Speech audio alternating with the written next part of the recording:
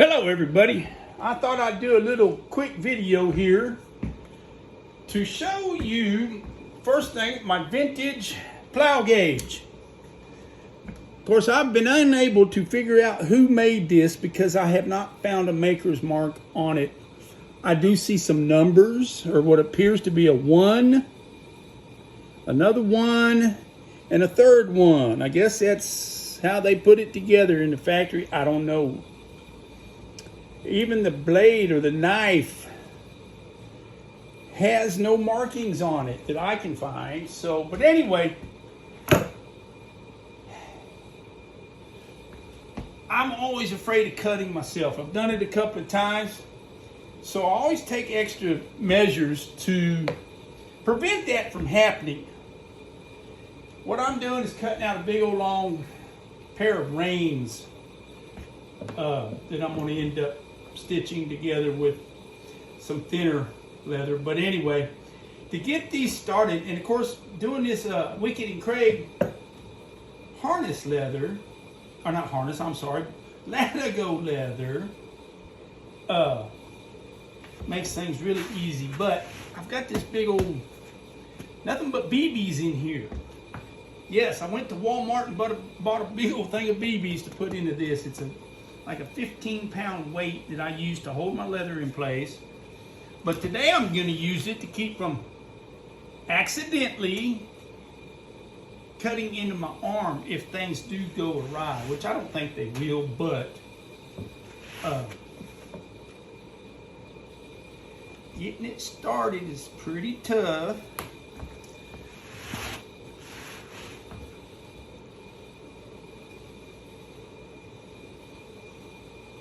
Of course, it being this very good waxed Ladigo leather makes it really, really easy. Okay, so I'm done with this now because I've got enough back here that I can hang on to. And this is why it's called a plow gauge.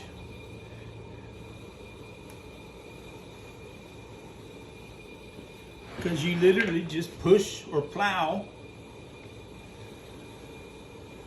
the knife through the leather.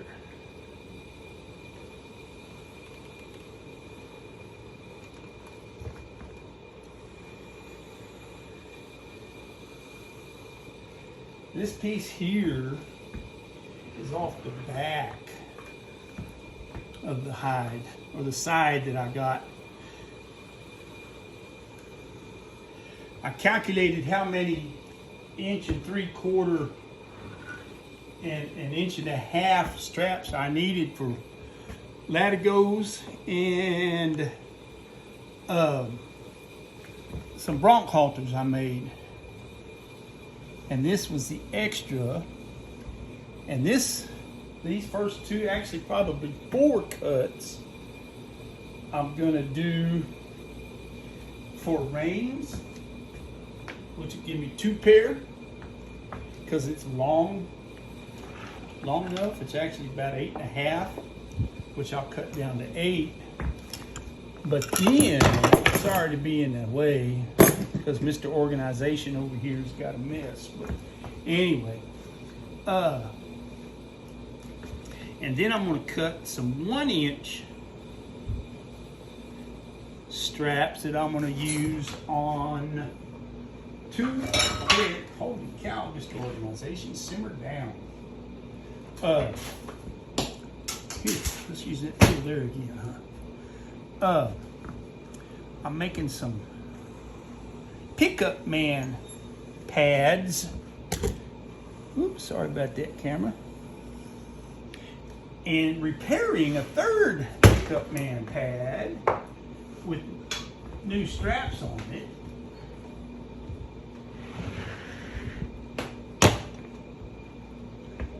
So that'll be cut out of this section back there. These reins, you can see these wrinkles right there. That's part of your neck. Get a little bit of stretch out of that.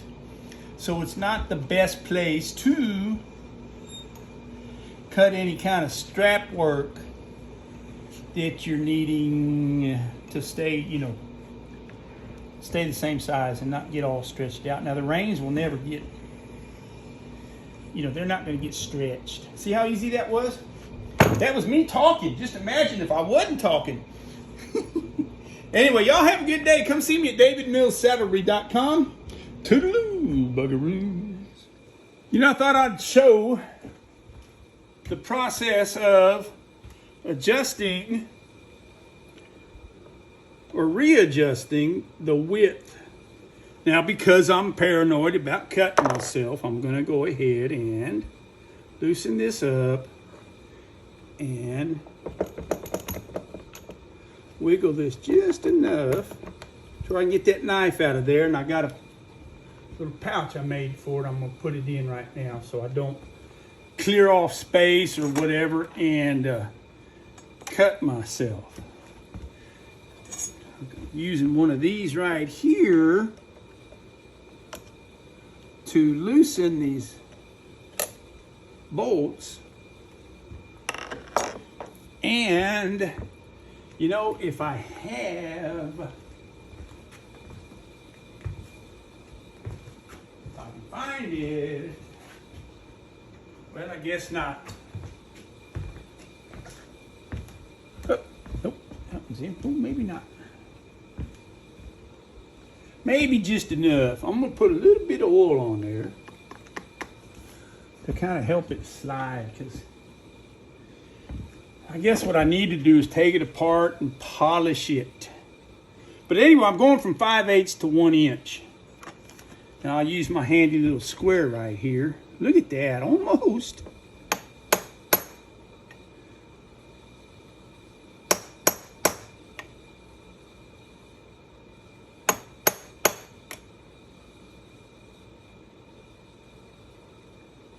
I like it. So now I'll come in here and hand tighten that. That automatically squares up. And you don't want to over tighten them, because that just puts wear and tear on stuff. I'm going to do this while I got it out.